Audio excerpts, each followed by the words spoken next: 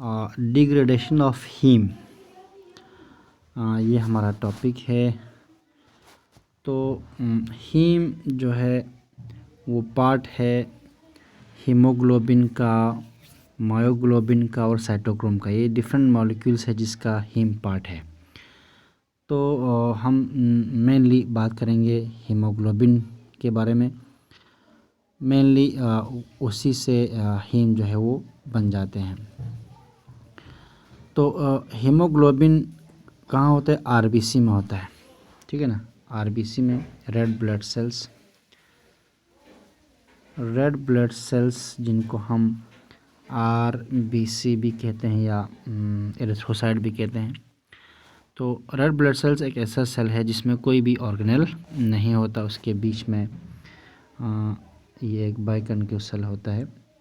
इसमें सिर्फ एक प्रोटीन भरा हुआ होता है। उस प्रोटीन का नाम है हीमोग्लोबिन, जिसको शॉर्ट में हम एचबी कहते हैं। पहले हम उस हीमोग्लोबिन के बारे में एक ब्रीफ समरी देखेंगे। आरबीसी यानी red blood cells after completing 120 days of its life span, इसका लाइफ स्पेन यानी टोटल उम्र उसका होता है 120 डेज। 120 डेज के बाद हीमोग्लोबिन ब्रेकडाउन हो जाती है, नॉर्मल है। तो एक आरबीसी में तकरीबन 270 मिलियन हीमोग्लोबिन्स होता है, हीमोग्लोबिन मॉलिक्यूल्स, ठीक है। तो आफ्टर 120 डेज आरबीसी जो है वो ब्रेक हो जाती है। और अगर हम देखा जाए पर आवर के हिसाब से तो हमारे बॉडी में 100 से 200 मिलियन आरबीसीज पर आवर जो है वो ब्रेक हो जाती है 120 दिन कंप्लीट करने के बाद, ठीक है। 120 दिन जिनका कंप्लीट हो गया होता है वो ब्रेक हो जाती है। और ब्रेकडाउन का जो रेट है वो 100 से 200 मिलियन पर आवर जो है आरबीसी ब्रेकडाउन हो जाती है। और आरबीसी ब्रेकडाउन होने का जो मेन साइट है, जो जगह है, वो है स्प्लीन को इसीलिए हम ग्रेवयार्ड ऑफ आरबीसी भी कहते हैं, है ना। ग्रेवयार्ड मीन्स कब्र, ग्रेवयार्ड ऑफ आरबीसी भी कहते हैं क्योंकि वहीं पर आरबीसी ब्रेकडाउन हो जाती है after completing it is 120 days. तो जब आरबीसी बूढ़ा हो जाएंगे, ओल्ड हो जाएंगे, डैमेज हो जाएंगे या ठीक है, तो वो स्प्लीन में आके ब्रेकडाउन हो जाती है। तो आरबीसी जब ब्रेकडाउन हो जाती है तो आरबीसी से हमको मेनली क्या निकल के आता है? हीमोग्लोबिन, जो एक प्रोटीन है। तो पर डे 6 ग्राम हीमोग्लोबिन जो है वो ब्रेकडाउन हो जाती है, डिग्रेड हो जाती है, ठीक है। हीमोग्लोबिन जब ब्रेक होती है तो हीमोग्लोबिन से दो पार्ट हो जाएगी, दो चीज़ निकल जाएगा। एक है हीम, एक है ग्लोबिन, एक हीम और एक ग्लोबिन। ग्लोबिन चूंकि एक प्रोटीन है तो प्रोटीन ब्रेक होकर अमाइनो एसिड बन जाती है। तो वो अमाइनो एसिड जो स्टोर है बॉडी में उसी में शामिल हो जाती है, अमाइनो एसिड पूल उसको कहते हैं। तो अमाइनो एसिड पूल में वो अमाइनो एसिड शामिल हो जाएंगे और वो यूज़ हो जाएंगे नए प्रोटीन बनाने के लिए। तो एक किस्म से ग्लोबिन पार्ट जो है वो रिसाइकिल हो जाती है, ठीक है। और उससे ब्रेकडाउन होकर जो अमाइनो एसिड बनेंगे वो न्यू प्रोटीन बनाने के लिए यूज़ होगा, ठीक है। मेन पार्ट जिस पर हम फोकस करने वाले हैं वो हीम, क्योंकि जो हमारा टॉपिक है आज का वो है हीम की डिग्रेडेशन। तो जब हीम डिग्रेड हो जाती है, हीम डिग्रेडेशन से एक मेन जो प्रोडक्ट बन के मिलता है वो है बिलिरुबिन, ठीक है। हीम से बिलिरुबिन बनता है। इस बिलिरुबिन से और भी चीज़ें बाद में चेंज होकर बनते हैं, उसके बारे में हम बाद में बात करेंगे, ठीक है। तो तकरीबन पर डे 300 मिलीग्राम बिलिरुबिन जो है वो हीम की डिग्रेडेशन से, हीम की कैटाबॉलिज्म से, हीम की ब्रेकडाउन से बनती है। यहाँ पर एक डाटा है कि अडल्ट में कितने बिलिरुबिन बनता है। अब यहाँ पर एक कंजुगेटेड बिलिरुबिन जो है वो लिवर में जाके किसी और एक मॉलिक्यूल के साथ कंबाइन हो जाती है, कंजुगेट हो जाती है। उस मॉलिक्यूल का नाम है ग्लूकोयूरानेट। उसके बारे में हम बाद में बात करेंगे। ग्लूकोयूरोनेट करके एक मॉलिक्यूल होता है, उसके साथ ये कंबाइन होकर ये बिलिरुबिन बैठता है, उसको हम कंजुगेटेड बिलिरुबिन कहते हैं, ठीक है। तो फ्री बिलिरुबिन भी होती है, तो दोनों को मिला के हम टोटल बिलिरुबिन कहते हैं, ठीक है। तो कंजुगेटेड कितना होता है, टोटल कितना होता है अडल्ट में और नियोनेट्स में, दैट हैज़ बीन गिवन ये जो आप यहाँ से देख सकते हैं, डाटा यहाँ से ले सकते हैं। ठीक है, तो ये हो गया थोड़ा सा ब्रीफिंग किस तरह से आरबीसीज ब्रेकडाउन होकर हीमोग्लोबिन बनता है, हीमोग्लोबिन ब्रेक होकर हीम बनते हैं और हीम की ब्रेकडाउन से क्या चीज़ बन जाती है। अब उसी को हम थोड़ा डिटेल करेंगे। ये है हीम की स्ट्रक्चर। हीम जो है मेनली बना होता है, what haem is actually composed of. Haem बना है 4 पायरोल रिंग से। ये जो नाइट्रोजन के साथ ये रिंग है इसको कहते हैं हम पायरोल रिंग। पायरोल रिंग 4 है, 1 2 ये 3 और ये 4 पायरोल रिंग, जिसको हम टेट्रा पायरोल भी कहते हैं। ये 4 पायरोल रिंग बीच में सेंट्रल मेटल एटम आयरन के साथ लिंक होती है। ठीक है, तो ये आयरन क्योंकि यहाँ टाइडली लिंक होता है इसलिए इसको हम प्रोस्थेटिक ग्रुप भी कहते हैं, जो यहाँ लिखा भी है प्रोस्थेटिक ग्रुप। ठीक है, पायरोल रिंग की नाइट्रोजन के साथ आयरन जो है वो कोऑर्डिनेट बॉन्ड से ये लिंक रहता है। ठीक है, टाइडली लिंक रहता है। इसके अलावा और एक चीज़ यहाँ बोलना वो ज़रूरी है, वो ये कि जो 4 पायरोल रिंग है, मिसाल ये पायरोल रिंग 1 2 3 4 पायरोल रिंग है, ये आपस में भी लिंक है इस CH ग्रुप के साथ। देखो यहाँ एक CH ग्रुप, ये CH ये CH ये CH, इनको हम मिथिलीन ग्रुप कहते हैं, मिथाइलिन ग्रुप, मिथाइलिन ग्रुप कहते हैं। ठीक है, इस CH ग्रुप के साथ ये पायरोल रिंग जो है आपस में जुड़ा हुआ है। ठीक है, तो methylene group acts as a bridge, ये ब्रिजिंग का काम करता है बिटवीन पायरोल रिंग्स। ठीक है, तो इस तरह से ये क्लोज इन रिंग को क्लोज रखने में मदद करता है methylene group by bridging the pyrrole rings together. ठीक है, तो यहाँ एक चीज़ और बोलना ज़रूरी है कि ये हीम जो है अभी हम मेनली फोकस कर रहे हैं कि ये हीमोग्लोबिन का पार्ट है, लेकिन it's not only A part of haemoglobin, ये मायोग्लोबिन में भी ये हीम पाया जाता है, साइटोक्रोम में भी हीम पाया जाता है। ठीक है, साइटोक्रोम एक इलेक्ट्रॉन कैरियर का काम करता है, आप इलेक्ट्रॉन ट्रांसपोर्ट चेन में आपने देखा होगा। मायोग्लोबिन मसल्स में होती है। ठीक है, हीमोग्लोबिन जो है वो आरबीसी में होता है। इन सब का ये हीम पार्ट है, दिस इज़ द हीम। तो इस हीम की जब ब्रेकडाउन हो जाती है, डिग्रेडेशन होता है, तो क्या होता है। हीम की डिग्रेडेशन मेनली 2 स्टेजेस में हो सकता है। पहले स्टेज में ये हीम जो है वो ऑक्सीडाइज हो जाती है। हीम ऑक्सीडेशन में क्या होती है, oxidation means removal of hydrogen, ये जो हाइड्रोजन यहाँ है वो रिमूव हो जाएगी और यहाँ पर ऑक्सीजन ऐड होगा। ठीक है, तो ऑक्सीजन की एडिशन को भी ऑक्सीडेशन कह सकते हैं, हाइड्रोजन रिमूव होता है तब भी ऑक्सीडेशन है, तो दोनों चीज़ यहाँ हो जाती है। तो जब ऑक्सीडेशन हो जाती है हीम की, तो ये जो CH ग्रुप है, ठीक है, ये मिथिलीन ग्रुप जो है वो यहाँ से हट जाएगा और ये रिंग ब्रेक हो जाएगा। ये 4 पायरोल रिंग्स पहले क्लोज था, अब ये ओपन हो जाएगी। होने के बाद ये 4 पायरोल रिंग अब लीनियर बन जाएगा।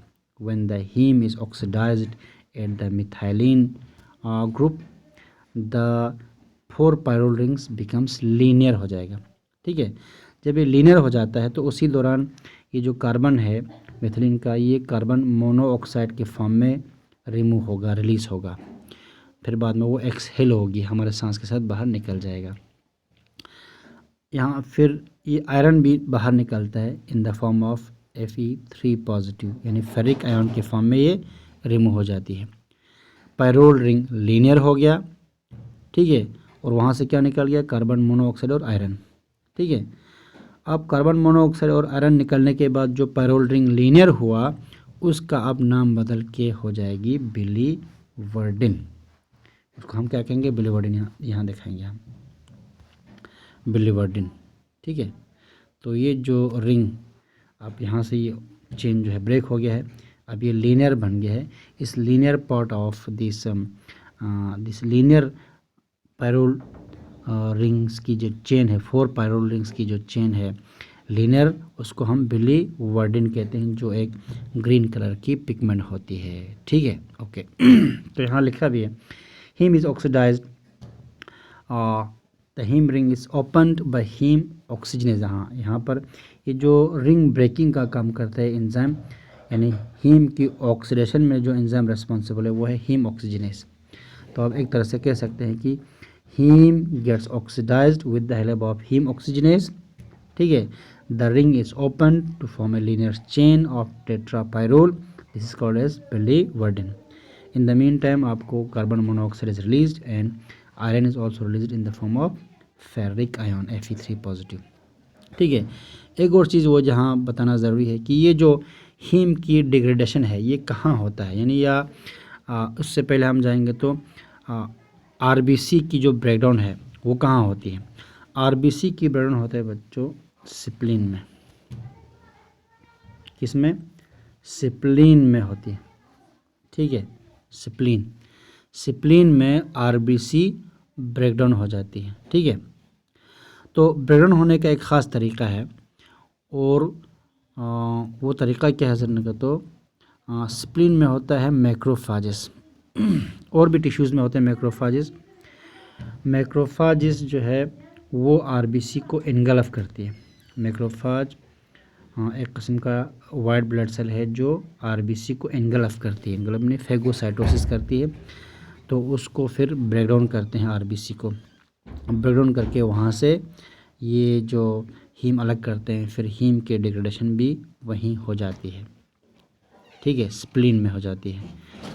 हाँ, तो इस पूरे सिस्टम को हम कहते हैं रेटिकुलो एंडोथेलियल सिस्टम, यानी वो मैक्रोफाजेस जो स्प्लीन में हीम की ब्रेकडाउन करता है, उस सिस्टम को हम रेटिकुलो एंडोथेलियल सिस्टम, यहाँ लिखा भी होगा वैसे, हाँ यहाँ लिखा है। The various component of heme degradation occurs in the cells of reticuloendothelial system। तो रेटिकुलोएंडोथेलियल सिस्टम किन सेल से बनता है? वो बनता है मैक्रोफाज से। ठीक है, तो मैक्रोफाज इन ओल्ड आरबीसीज को, सेनेसेंट आरबीसीज को सर्कुलेशन से लेकर उसको खा जाती है। खाने के बाद, इनगल्फ करने के बाद रेटिकुलोएंडोथेलियल सिस्टम में ये चीज़ें ब्रेकडाउन हो जाती है। किसकी? आरबीसी के। वहाँ से ग्लोबिन अलग, हीम अलग हो जाती है। ग्लोबिन से अमीनो एसिड्स बनता है और हीम की ऑक्सीडेशन हो जाती है, जिसको हम यहाँ बता रहे हैं। तो ऑक्सीडेशन में क्या होती है, जो हीम का टेट्रापायरोल रिंग जो है वो ब्रेक हो जाती है, रिंग ओपन हो जाती है, 4 पायरोल रिंग्स लीनियर बन जाती है with the removal of carbon monoxide and iron. ठीक, इस लीनियर टेट्रापायरोल रिंग्स को हम बिलीवर्डिन कहते हैं, जो एक ग्रीन कलर का पिगमेंट है। उसको यहाँ भी दिखाया गया है। देखो, ये जो हीम है, यहाँ पर आयरन निकल गया, कार्बन मोनोऑक्साइड भी यहाँ से निकल जाएगी, और ये देखो ये टेट्रापायरोल रिंग जो है अब लीनियर हो गया। This linear tetrapyrrole ring is called biliverdin simply. And after the removal of iron and carbon monoxide, the linear tetrapyrrole chain is called biliverdin।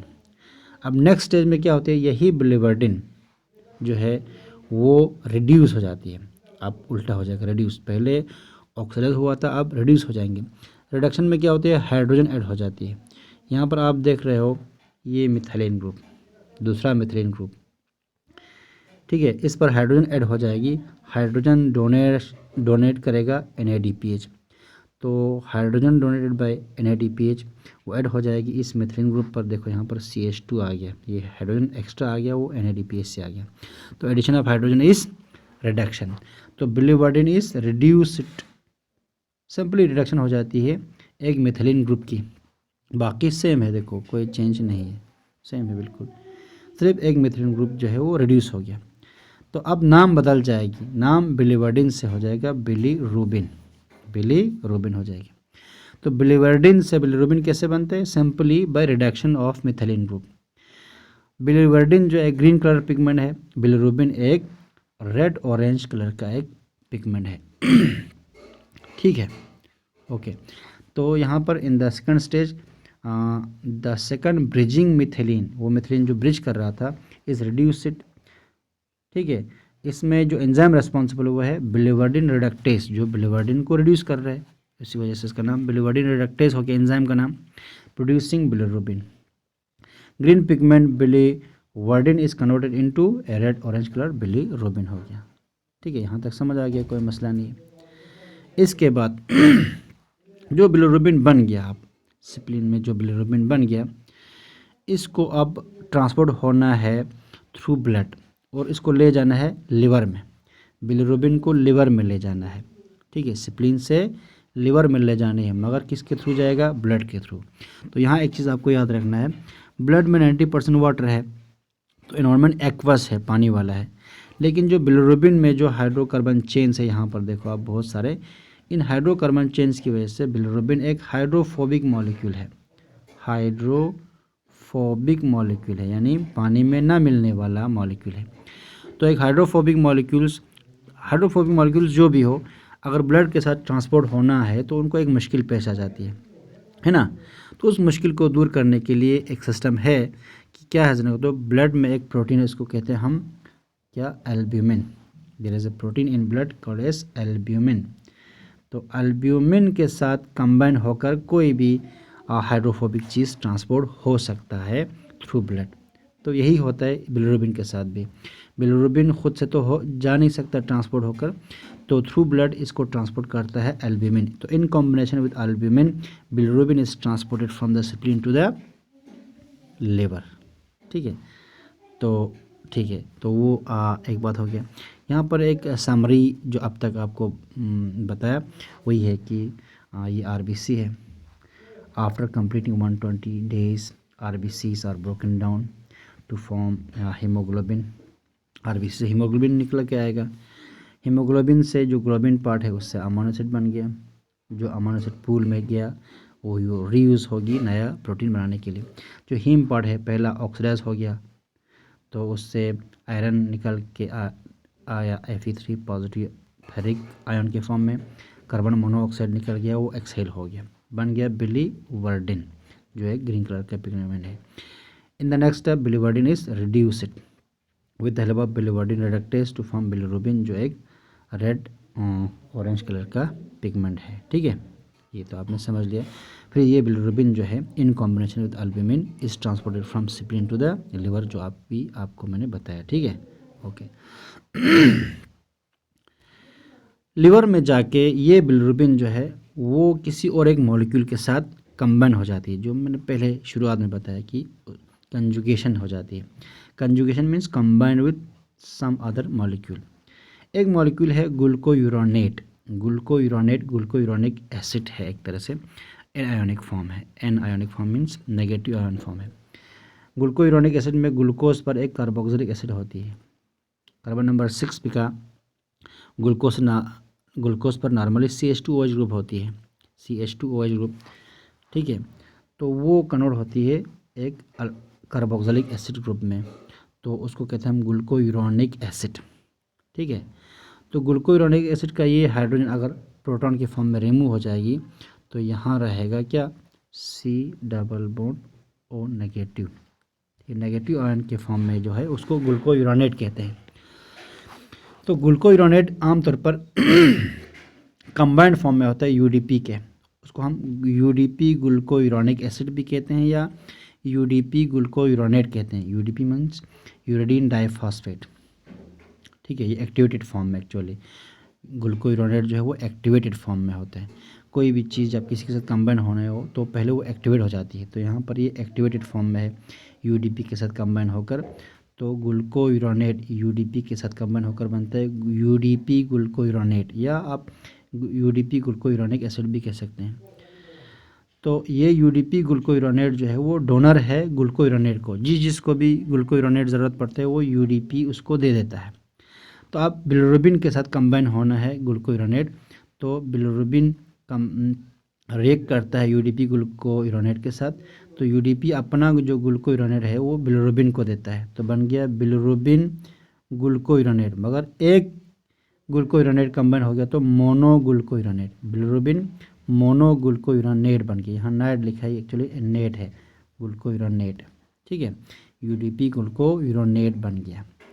अब दूसरी बार ये बिलिरुबिन मोनोग्लूकोरोनेट फिर से एक यूडीपी के साथ यूडीपी ग्लूकोयूरोनिक एसिड के साथ कंबाइन होगा, तो वहाँ से और एक ग्लूकोयूरोनेट इसको मिलेंगे, तो अब बन जाएगा यूडीपी डाईग्लूकोयूरोनेट।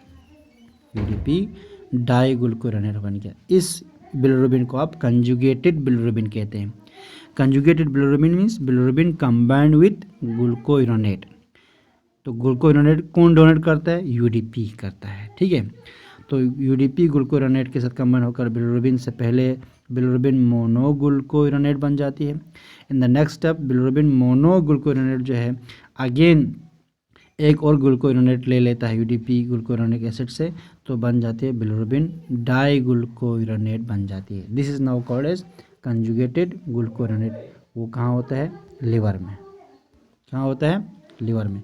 तो लिवर में bilirubin combined with glucuronate to form bilirubin diglucuronate. पहले मोनोग्लूकोयूरोनेट, देखना डाईग्लूकोयूरोनेट, ठीक है, ओके।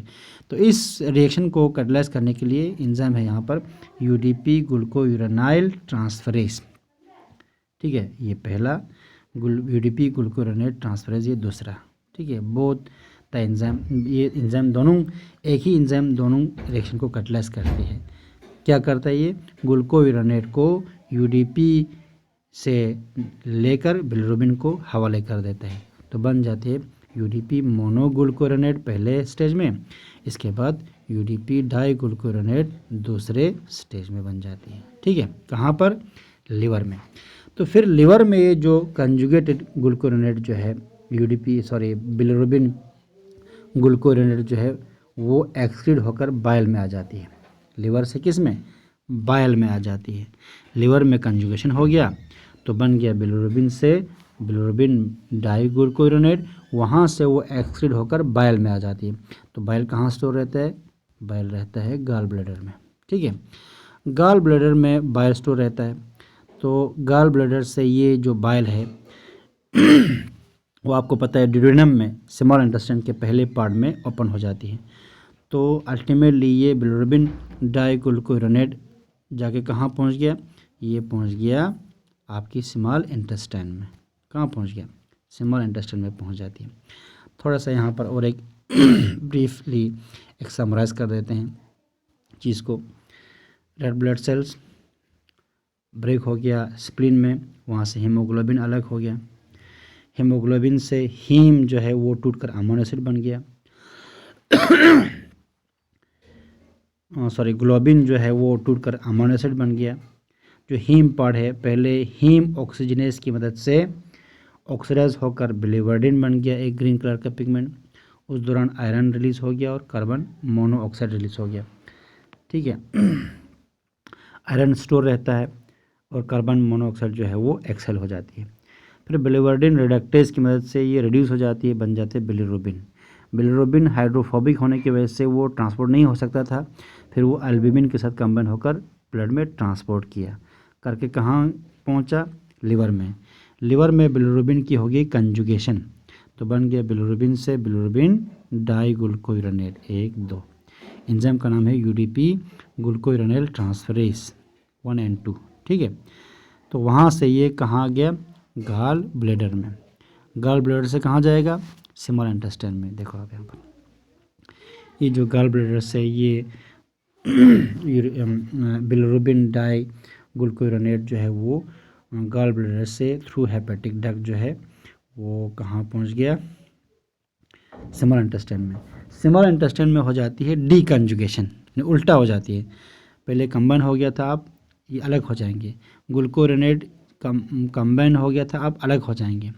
तो ग्लूकोयूरोनेट अलग होकर जो पीछे बचता है वो फिर क्या बचेगा? बिलिरुबिन बचेगा।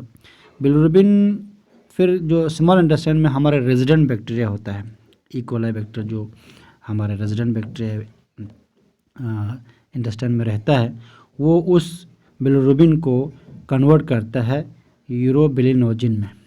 यूरोबिलिनोजिन में कन्वर्ट करता है। The intestinal bacteria converts bilirubin into urobilinogen. कुछ यूरोबिलिनोजिन जो है वहाँ से फिर पहुँच जाती है ब्लड के थ्रू किडनी में। तो किडनी में फिर वहाँ क्या हो जाती है? यूरोबिलिनोजिन कन्वर्ट होते हैं यूरोबिलिन में, यूरोबिलिन, यहाँ ये येलो कलर में है यूरोबिलिन, यूरोबिलिन ये येलो कलर में इसलिए दिखाया है क्योंकि यूरोबिलिन होता ही येलो कलर है। उसी यूरोबिलिन की प्रेजेंस में यूरिन जो है वो येलो कलर का हो जाती है। तो urobilin is excreted through urine, तो because of the urobilin the urine becomes yellow colour, क्योंकि urobilin is a yellow colour pigment. किससे बना? यूरोबिलिनोजिन से बना। सिमिलर अंडरस्टैंड में ही यूरोबिलिनोजिन कन्वर्ट हो सकता है और एक मॉलिक्यूल में जिसका नाम है स्टिरकोबिलिन। तो स्टिरकोबिलिन जो है एक ब्राउन कलर का पिगमेंट होता है, वो फीसिस को जो है वो ब्राउन बना देता है। तो the brown colour of faeces is because of stercobilin. तो फीसिस में स्टिरकोबिलिन बन जाती है और यूरिन में यूरोबिलिन बन जाती है। ठीक है, दोनों यूरोबिलिनोजिन से बना, वो बना बिलीरुबिन से। तो इस तरह से ये जो बिलीरुबिन जो है आइदर थ्रू यूरिन और थ्रू फीसिस एक्सक्रीट हो जाती है, मगर अलग अलग फॉर्म में। In the urine it is excreted in the form of urobilin which imparts which gives yellow colour to the urine, and the faeces stercobilin which gives brown colour to the faeces. ठीक है, इस तरह से ये bilirubin जो है वो excrete हो जाती है as a waste from the body. तो this is how the bilirubin this is how the heme is degraded. ठीक है, तो यही हो जाती है, यहाँ पर आपको लिखा भी है। In the intestine bilirubin is deconjugated and converted to urobilinogen and stercobilin. Some urobilinogen is reabsorbed and excreted as urobilin in the urine. Most urobilinogen is oxidised in the faeces to stercobilin which gives faeces its colour is brown. ठीक है, तो यहाँ पर ये ख़त्म हो जाती है। उम्मीद है आपको ये समझ आ गया होगा। तो मैं ये पहले से आपको दिखाऊंगा एक करके, हो सकता है इसका नोट बना ले। ठीक है, तो इसको पॉज करके नोट लिख लेना।